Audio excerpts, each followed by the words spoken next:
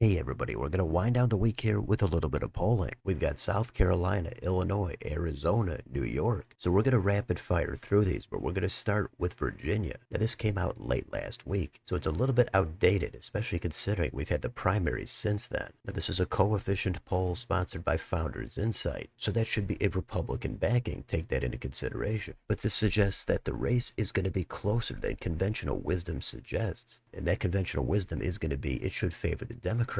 Now, since we've got a lot to get through, we're going to hit the highlights. Now, prior to the primaries earlier in the week, we already knew what the governor's matchup was going to be. That was going to be Winsome Sears against Abigail Spanberger. This has it at a 3-point race. Spanberger, the Democrat, is at 46. Sears is at 43, 9% undecided. Other polls have shown a bigger margin for Spanberger. This one clearly shows it more competitive. That could be the case, maybe not. Anything could change as we actually head toward the general election. Now, for Lieutenant Governor and Attorney General, now we actually know who the nominee is going to be for the Dems. It's Ghazala Hashmi against John Reed for the Republicans. And Attorney General is going to be incumbent Jason Miyares against Jay Jones. Now, both of those primaries for the Dems were extremely close, and Jones ran 4 years ago. He came up short for that nomination. So we'll have to see what happens once the dust settles from that primary and we have actual candidate names instead of a generic Democrat or Republican. But for Lieutenant Governor on here, it shows the Republican in the lead by 2, 41 to 39, a big 18% undecided. And Attorney General is tied at 44. And the generic House ballot, the Dems have a 4-point advantage, 48 to 44. So there is some other data here. I'm going to skip most of it. Let's go down here. We've got undecided voters for each of the 3 main races. So you could take a look at that, but the one thing I'm going to point out here is Governor Glenn Youngkin's approval rating. It's at 49% favorable, and he is technically in positive territory when you factor in his unfavorable number. So there's a little bit more here. Take a look at it if you'd like. The links will be down below in the description. And then, of course, if you click right here, you can read the full report and get demographic breakdown and some crosstabs. But because we've got a lot to get through, we're going to keep moving. Let's take a look at South Carolina. This is from Qantas Insight.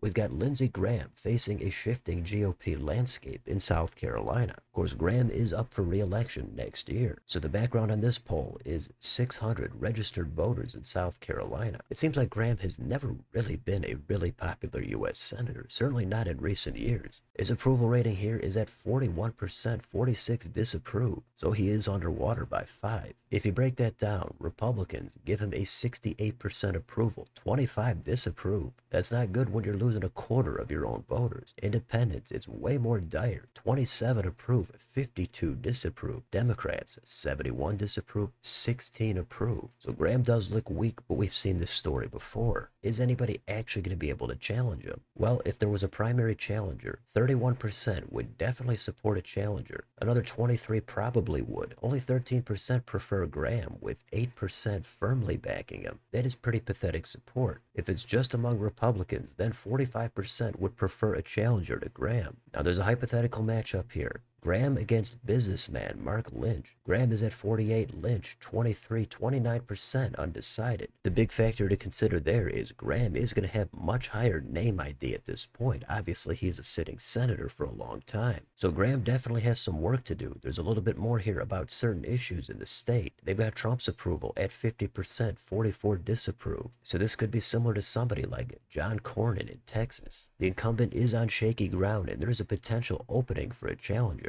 It's easier said than done, though. A lot of times these senators, if they sense they're in danger, they can pull some strings behind the scenes to rally support. We'll see what happens, but we're going to move on. We've got Illinois next. Now, this is a poll for the open seat for U.S. Senate next year, and this is just going to be for the Democrats. A lot of times, way before a primary, especially in partisan states, you're going to get a lot of internal polling from the candidates and overtly partisan pollsters. So this poll is backed by Raja Krishnamurthy, so keep that in mind. It does show he has a double-digit lead over his competitors. That's going to be Lieutenant Governor Juliana Stratton and Congresswoman Robin Kelly. And they've got a comparison here from April. Krishnamurthy was at 27%. Now here in June, he's up to 32. Undecideds have gone from 36 to 31. He had a 9-point lead in April. Now it's up to 13. Now there's a lot of time left here. Other candidates might get into the race. And also for April, it says numbers simulated from second choice vote allocation, whatever that means. So it does say Raja's lead is not not built on a name identification advantage. Among voters who can identify all three, his lead expands to 38 to 23 over Stratton. And then down here, you've got some of the polling methodology, 1,200 likely voters, and that's going to be for the March Democratic primary. So a lot of time left, but right now it looks like Raja has a bit of an advantage. Let's do one in Arizona. We've got the GOP primary for governor next year. This one I think is from the Andy Biggs campaign, so again, take that into consideration. But we've got 1,380 responses. And let's get into the big matchup. In the primary, Andy Biggs leads Karen Taylor Robson 48.6 to 26, 7.7 other, and 17.8 undecided. So a pretty clear-cut advantage there according to this poll. He even has a net favorability of plus 48% and a total name ID at 95. And his very favorable numbers are at 46%, and that nearly equals Robson's total approvals at 49.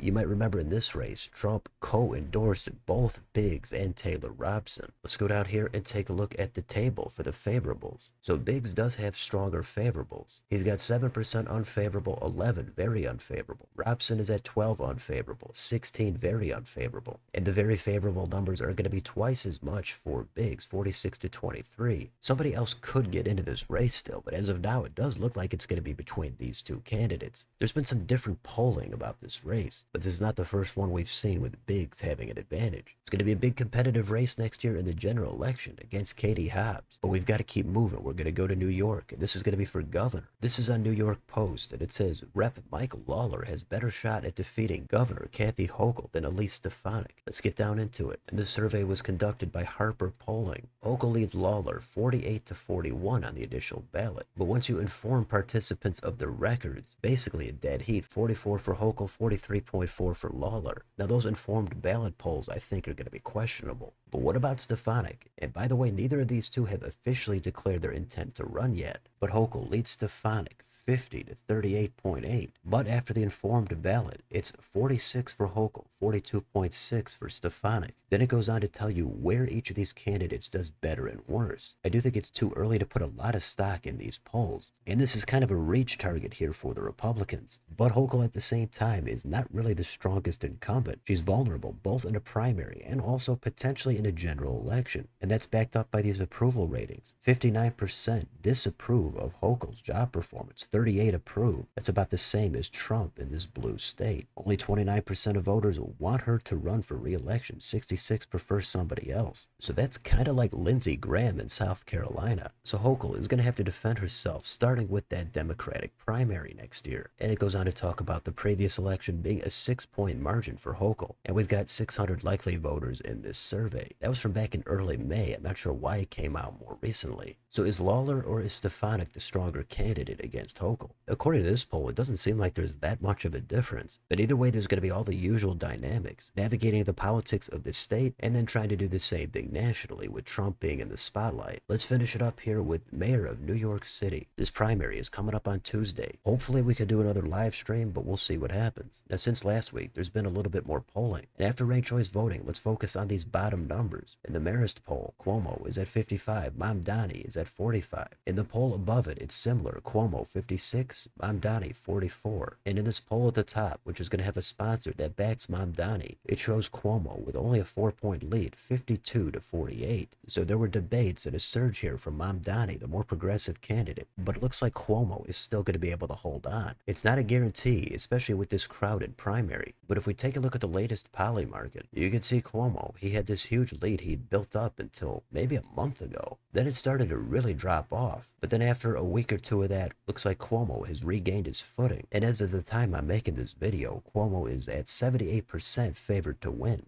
Mamdani is at 21. So I think most people are expecting Cuomo to pull it out, at least by a few points, but maybe it gets up to 10 or 12. So that's where we're at on a bunch of different races from the past week. So I'm going to leave it there for now. Let me know in the comments. What do you think about anything in Virginia, South Carolina, Illinois, Arizona, New York, or here in New York City? Let me know what you think down below on your way out. Don't forget to like, share, and subscribe. Join if you'd like to help support the channel. Thanks for watching. See you next time.